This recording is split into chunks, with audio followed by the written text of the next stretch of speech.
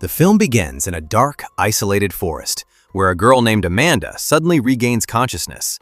Confused and terrified, she realizes that a camera has been tightly chained to her body, pointed directly at her, while several other cameras are mounted on the trees around her, silently watching her every move. The story then shifts back in time, to a normal night. Amanda is seen leaving a party with her two friends. Everything seems ordinary until she receives a strange message from someone asking her to meet them alone. Without suspecting anything, Amanda leaves her friends behind and walks toward the location. But as she moves through the quiet streets, an uneasy feeling creeps in. It feels like someone is following her. At that exact moment, the person messaging her sends a creepy Joker emoji. Before she can react, two strangers wearing Joker masks suddenly appear from behind, covering her mouth and abducting her. The next thing she remembers is waking up in that same forest. Panicked and disoriented, Amanda tries to understand how she got there and why she was brought here. As she looks around, she finds posters of missing people scattered across the area. Her fear turns into pure horror when she sees her own face on one of those posters. Before she can process anything, the masked figures appear again. Terrified, Amanda tries to escape, but they overpower her and inject something into her body, forcing her unconscious once again. When she wakes up, she finds herself tied to a chair. A camera is placed right in front of her. A voice orders her to smile, no matter what.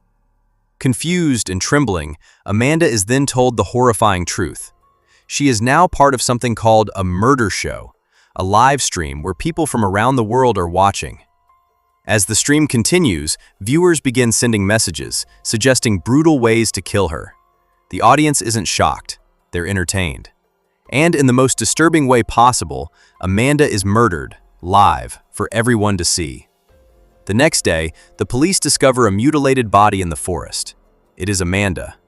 Her death spreads across the city like wildfire, becoming a viral news sensation. But what makes it even more terrifying is that this wasn't the first case. Several people had already been killed in a similar way, and the police still had no clue who was behind it. The scene then shifts to a podcast hosted by Ethan, a popular YouTuber. He is discussing this very murder show, exposing the dark reality behind it. He explains how people are drawn to such content, how these horrifying streams exist on hidden corners of the internet, and how shockingly easy it is for ordinary people to access them. While he criticizes the police for their failure, he also makes it clear that he doesn't hate them. He just wants them to do their job properly. In the middle of the podcast, Ethan receives a strange call. As he answers it, all he hears is the sound of a girl screaming in terror. Nothing else. The call abruptly ends, leaving him disturbed. The podcast is cut short. Soon after, Ethan receives another call, this time from his mother. She is crying uncontrollably, barely able to speak. Through her broken voice, she tells him just one thing: come home. On his way back, Ethan learns the devastating truth. The girl who was murdered, Amanda, was his sister. The news shatters him completely. Days pass, but the pain doesn't fade. A week later, Ethan hosts another podcast, this time filled with grief and anger. He reveals that despite everything, the police still haven't found any leads. Determined to find answers, Ethan visits Amanda's house. As he spends time there, lost in memories, he notices something strange written on a board in her room. Hell is empty, and all the devils are in this world. The message sends chills down his spine. He takes a photo of it and eventually falls asleep on her bed. That night, he has a horrifying dream, reliving Amanda's murder. He wakes up in fear, sweating and shaken. At that exact moment, his phone buzzes. A message appears, containing the same Joker mask image he had seen earlier. Confused and disturbed, Ethan begins to wonder, what does this Joker symbol have to do with everything? Trying to distract himself, Ethan heads to his mother's house. But on the way, he sees something that freezes him in place, a girl wearing the same Joker-style mask. For a moment, he feels like he's being watched, followed. But he forces himself to ignore it and continues home. When he arrives, his mother isn't there. He walks into the kitchen and finds food she had prepared for him. As he begins heating it, he suddenly notices something outside the window. The masked girl, standing there, watching him. Startled, Ethan rushes outside, but when he looks around, there's no one there. It's as if she vanished into thin air. Shaken, he returns inside, only to find that his mother has come back. She notices his nervousness and asks what's wrong. Ethan hides the truth, saying he's just overwhelmed with grief for Amanda. His mother breaks down emotionally, and Ethan comforts her, promising that no matter what, he will find out who killed his sister. Later, when he goes to his room, his phone lights up again. This time, he receives a series of images. As he opens them, his heart drops. The images show his sister's dead body, mutilated in horrifying ways. The sight is unbearable. Fear and anger take over him completely. The story then introduces another character, Kate, Amanda's close friend who works at a boutique. Knowing how close she was to his sister, Ethan goes to meet her. When they finally sit down together, he confesses something unsettling. He tells her that ever since Amanda's death, everything around him has started to feel strange. Ethan confesses that ever since Amanda's death, something hasn't felt right. He feels like someone is constantly watching him, following his every move. On top of that, he's been receiving disturbing emails filled with images of Amanda's mutilated body. But what terrifies him even more is that among those images, he also saw photos of Kate with Amanda. Whoever is behind this knows everything about them. Shaken, Ethan demands the truth. He tells Kate to stop hiding anything and reveal everything she knows. Hearing this, Kate becomes visibly scared, but finally agrees. With a trembling voice, she reveals that she, Amanda, and another friend had once stumbled upon a dark website. Curious, they explored it, only to discover the horrifying murder show. On the screen, a girl was being brutally tortured, while viewers paid money to decide how she would suffer. It wasn't just a video, it was live. In a moment of reckless curiosity, Amanda had also sent money, asking them to pull out the girl's nails. But instead of following the request, the killers slit the girl's throat right in front of them. The brutality of that moment shattered all three of them. From that day on, they carried a heavy guilt, believing that their actions had contributed to someone's death. Kate explains that she tried to report the website to the police. She even attempted to copy the link, but every time she did, it turned out to be fake. The link kept changing constantly, making it impossible to trace. It was as if the entire system was designed to stay hidden forever. Ethan listens carefully, then says he might have a solution. He knows a hacker who could help them track the source. Kate adds that the murder show videos can still be accessed on the dark web. Without wasting time, Ethan searches for it. Soon, a video appears. It begins with a strange, distorted voice, introducing themselves as the masters of the dark world. They challenge viewers, saying that to access the murder show, they must solve a series of puzzles. Only those who succeed will find them.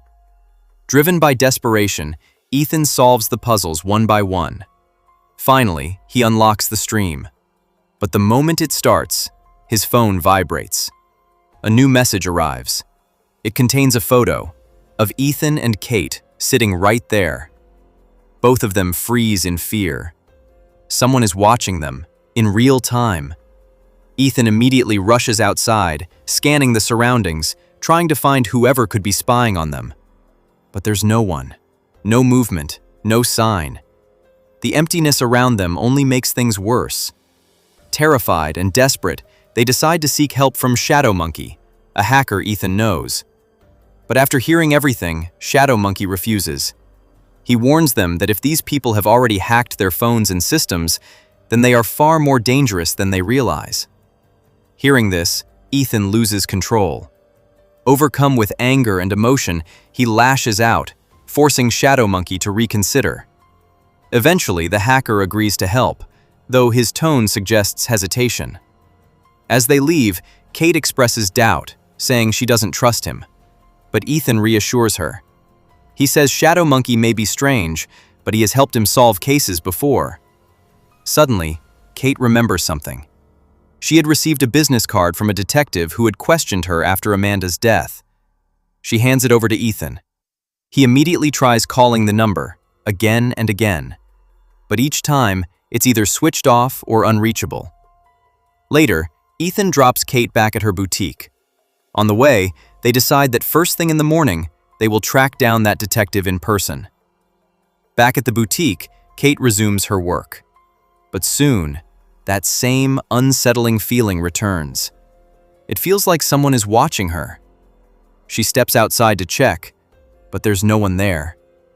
Trying to ignore it, she returns inside. At that moment, Ethan calls her on video. They continue discussing the case while she works. Slowly, despite everything, they begin to bond, finding comfort in each other during this nightmare. But then, the lights suddenly go out. The boutique is plunged into darkness. Kate gets up to check the fuse, her heart racing. As she walks, she begins hearing strange sounds echoing around her. Slowly, she turns back and sees a clown toy playing a creepy tune on its own. Ethan, watching through the call, suddenly panics. He sees something behind her, a shadow. He shouts at her to run. Kate turns around and sees it. A girl wearing a Joker-style mask standing right behind her. Before she can react, before she can escape, she is attacked and rendered unconscious. On the other side of the call, Ethan watches helplessly. He screams, but there's nothing he can do. As the masked figures pick up the phone, he threatens them, swearing that he will find them and kill them. But they ignore him, as if his words mean nothing. When Kate regains consciousness, she finds herself trapped inside a small cage. A camera is placed directly in front of her. As she looks around in fear, she hears a familiar voice. It's their other friend, the same one who had explored the dark website with them. She too has been kidnapped and brought here. The two sit there, terrified, trying to understand what's going to happen to them, but they have no answers. Suddenly, the cage door opens. Masked men enter and drag Kate's friend away by force. Kate screams, cries, and begs them to stop, but no one listens. After a while, another masked figure approaches her, holding a large injection. Before she can resist, he injects her, and everything fades to black. Meanwhile, Ethan, desperate to save her, rushes to the police station. There, he finally meets Detective Sawchuk, the same detective whose card Kate had given him. Without wasting a second, Ethan begins explaining everything about the kidnappings, the murder show, and the horrifying clues he has uncovered so far. Ethan tries one last time to make the police understand. He explains everything clearly, how the people behind these kidnappings wear Joker masks to hide their identities, how they broadcast these brutal killings on the dark web under the name of Murder Show, and how he himself has seen those horrifying videos. He tells them that ever since he accessed that site, those same masked people have started following him. They even tracked him to his mother's house. He saw them during Kate's kidnapping, live, through the call. But the detective listens with a blank expression and dismisses everything. He calmly tells Ethan that he needs rest, implying that all of this is just a story he has made up.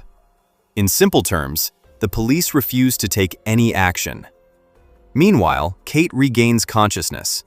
In front of her, a screen is already playing a live stream. A young boy is tied up, being brutally tortured. Viewers from around the world continue sending money, demanding more pain, more violence. Comments flood the screen, asking the killers to hurt him even more. Kate watches helplessly, screaming for them to stop, but her voice reaches no one. The torture continues. First, the boy's hands and feet are cut, and then, in the most horrifying moment, his throat is slit. Kate breaks down completely. Soon after, her friend, who had been taken earlier, is brought back and thrown into the cage beside her. Through tears, she tells Kate that it wasn't her turn yet, which means the next one will be. Fear takes over them both.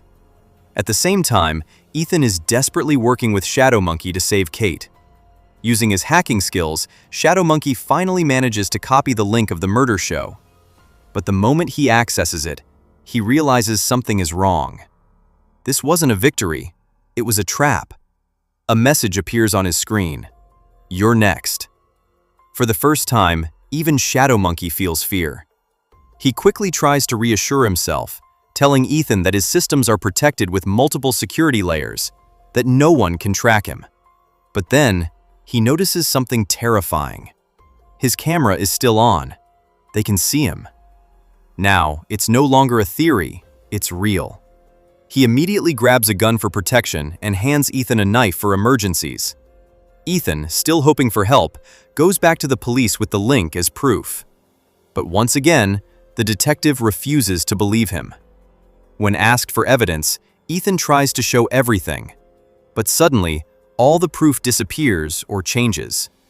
It's as if someone is manipulating everything in real time. The detective easily proves him wrong, making Ethan look like a liar. But Ethan knows the truth. Realizing time is running out, he rushes out and calls Shadow Monkey, trying to warn him that the killers have found his location. But Shadow Monkey, distracted and confident, ignores the warning. He continues his work, trying to trace the exact location of the murder show using the IP address. And just when he finally finds it, his entire system gets hacked. All his screens go dark, and then the same Joker image appears everywhere. Before he can react, someone enters his house from behind. 2 masked figures, the same ones behind the murder show. Within moments, Shadow Monkey is killed. By the time Ethan reaches his house, it's already too late. The place is silent. The hacker is gone. And on all 3 of his computer screens, the murder show intro is playing. Desperate, Ethan searches his body and finds the address that Shadow Monkey had managed to extract. Without wasting a second, he rushes to that location. There, he sees something horrifying. Unconscious people are being dragged inside the building. This is it, the place where everything is happening. Carefully, Ethan tries to sneak in without being noticed. But he doesn't realize they have already seen him. Before he can react, he is captured, injected with a sedative, and taken inside. When he regains consciousness, he finds himself locked in a cage. Across from him, Kate is there.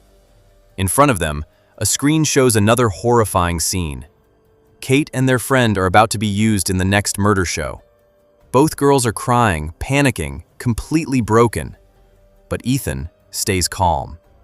In that moment, he remembers something. The knife Shadow Monkey gave him. Using it carefully, he frees himself from the cage. Then he moves quickly and releases Kate as well. Now, instead of running, they decide to fight back. Together, they move through the building and reach a control room. Inside, multiple screens display different camera feeds, showing everything happening inside the murder show.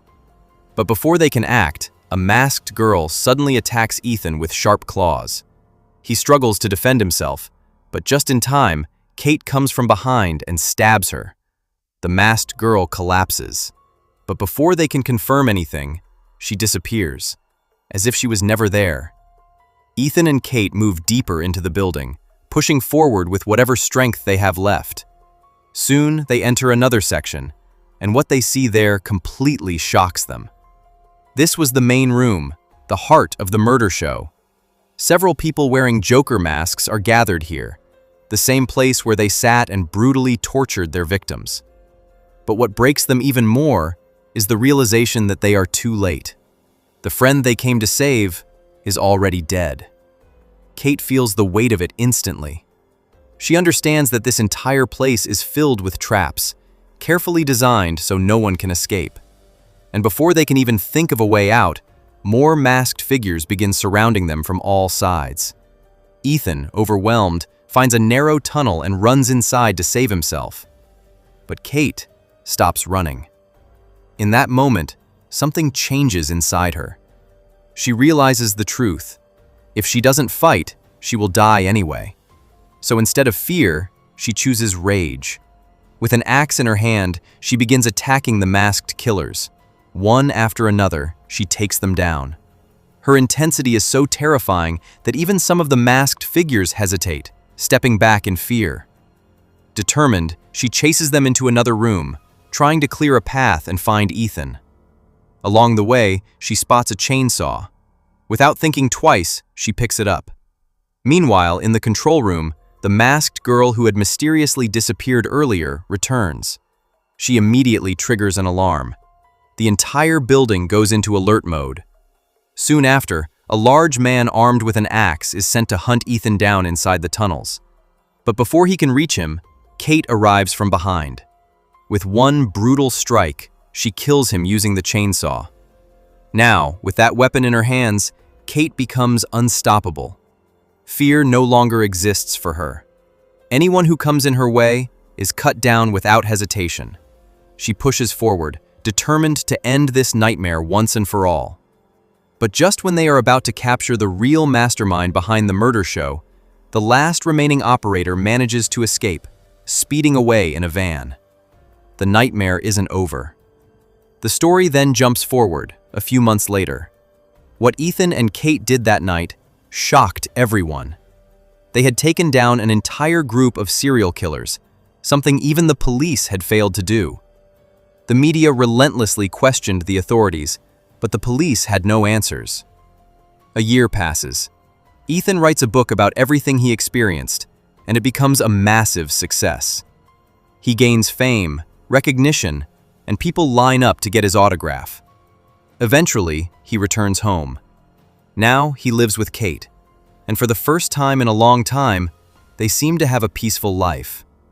But deep down, the fear still lingers.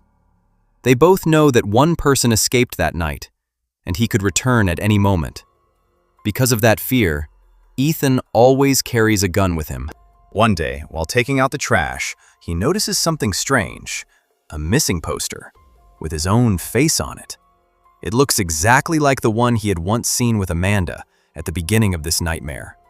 Before he can even react, someone attacks him from behind. A needle pierces his neck, and everything goes dark. When Ethan regains consciousness, he finds himself tied to the back of a moving truck. Around him, several people wearing Joker masks are gathered. They are bidding on him, like he's nothing more than an object. The bidding continues until finally he is sold to a girl for $10,000. As he looks at her face, his heart sinks. He recognizes her. She was the same girl who had managed to escape that night, the one they failed to stop. But the shock doesn't end there. Suddenly, one of the masked men removes his mask. Ethan freezes. It's the detective. The same man he had trusted, the one he went to for help every single time. And in that moment, the horrifying truth is revealed. All of them, the masked killers, the operations, the murder show, they were all part of something much bigger, a game, controlled by powerful elites. As they all laugh at Ethan, the story ends, leaving behind a chilling realization. This was never just about killers in masks. It was a system,